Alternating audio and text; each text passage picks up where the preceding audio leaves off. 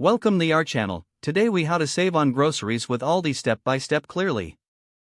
Start by understanding that Aldi operates on a no-frills model.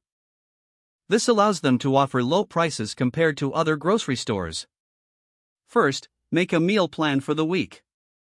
This helps you create a focused shopping list. Next, check Aldi's weekly ad or online deals. Look for sales on items you need. Now, prepare a shopping list based on your meal plan and the deals you found. Be sure to stick to the list while shopping. Before heading out, gather your reusable bags.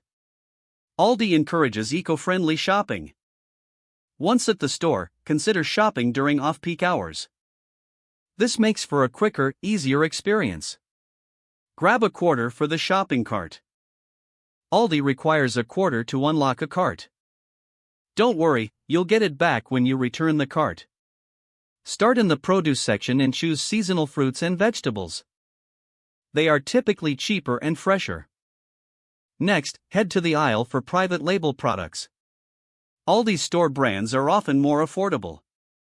Compare prices with name brand items to ensure you're getting the best deal. Make your way to the freezer section for frozen foods.